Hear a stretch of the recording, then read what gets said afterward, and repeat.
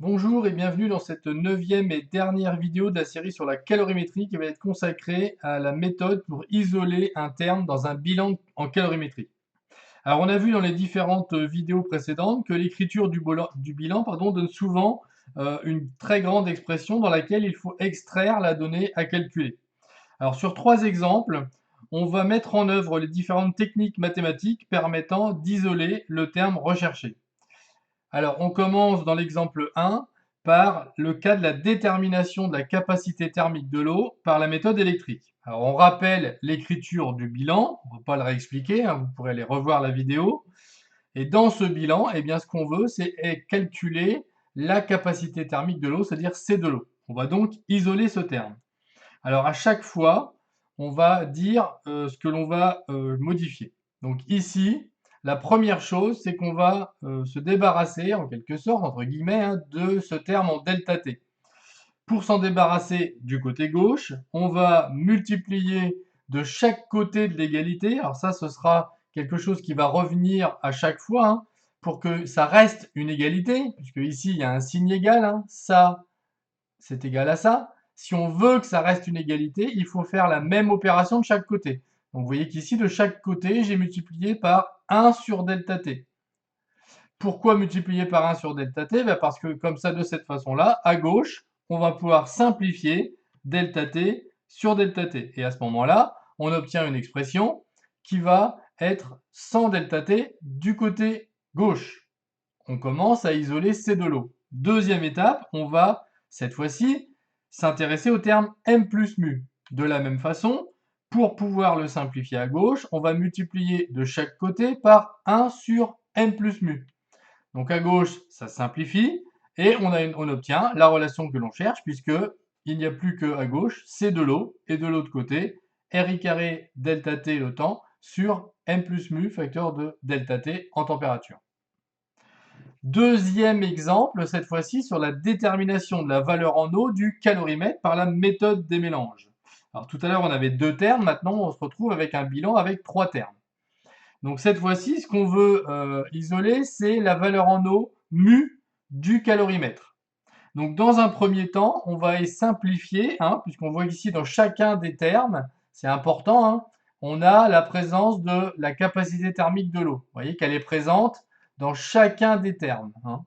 Donc puisque c'est présent dans chacun des termes, on va pouvoir simplifier en multipliant, comme précédemment, hein, à chaque fois par 1 sur C de l'eau, de chaque côté, et pour chaque terme, puisque ici il y a des plus, hein, donc 1 sur C de l'eau, ça serait facteur de tout ça, donc ça fait 1 sur C de l'eau fois ça, plus 1 sur C de l'eau fois ça, plus 1 sur C de l'eau fois ça, et on n'oublie pas l'autre côté, même si, évidemment, 0 fois 1 sur C de l'eau, ça fera 0, mais pour bien s'en rappeler, on le fait. Et on simplifie comme ça C de l'eau partout, et on obtient donc la relation suivante. Étape suivante, on va faire passer de l'autre côté du signe égal la partie M2 fois TF moins T2. Alors cette fois-ci, on a un plus devant. Vous avez vu, tout à l'heure, il y avait des multipliés. Ici, on a un plus pour pouvoir le supprimer. On va donc faire moins M2 fois TF moins T2. Pour que ça reste une égalité, je fais moins cette valeur-là ici et moins cette valeur-là de l'autre côté du signe égal. De ce côté-là, je peux simplifier.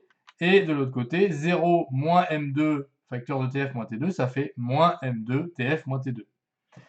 Dernière étape, enfin avant-dernière étape, pardon, on va cette fois-ci faire passer le terme M1 fois TF moins T1 de l'autre côté.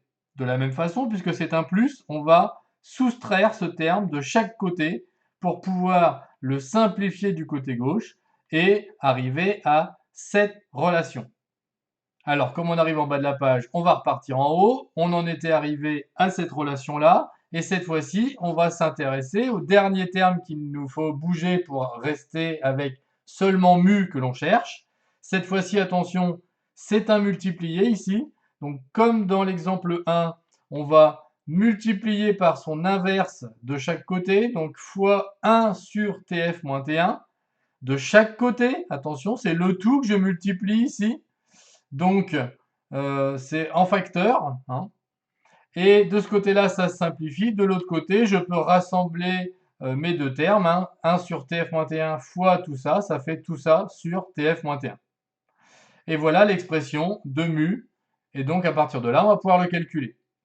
Troisième exemple, cette fois-ci, sur la détermination d'une chaleur latente de fusion, encore une fois par la méthode des mélanges. On rappelle l'expression du bilan. Sur cette expression, cette fois-ci, on va aller chercher à isoler la chaleur latente qui ici est notée LF pour la fusion.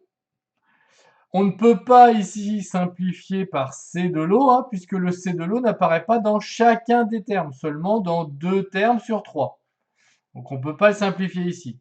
Donc là, on va faire passer ce terme-là de l'autre côté. Comme tout à l'heure, puisque c'est une addition, on va soustraire ce terme-là de chaque côté pour le faire disparaître du côté gauche. De l'autre côté, on obtient moins M2 fois C de l'eau, facteur de TF moins T2. Ensuite, ce terme-là, de la même façon, on va le faire passer de l'autre côté, puisque c'est une addition, on va à nouveau soustraire ce terme pour pouvoir le simplifier du côté gauche, et il se transforme en moins M1 plus mu fois C de l'eau TF moins T1 de l'autre côté. Voilà ce qu'il nous reste.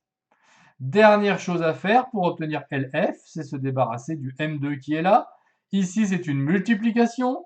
Pour pouvoir simplifier, on va multiplier par son inverse partout. Vous voyez qu'ici, j'ai mis des parenthèses. Hein, c'est bien le tout qui est multiplié par 1 sur M2. Du côté gauche, les M2 se simplifient. Et il nous reste donc plus que la chaleur latente de fusion LF qui s'exprime de cette façon-là, toujours comme tout à l'heure. Hein. 1 sur M2 fois tout ce terme-là, c'est aussi égal à tout ce terme-là sur M2. Voilà, c'est tout pour ces 3 exemples. Je vous remercie de nous avoir suivis. À bientôt et au revoir.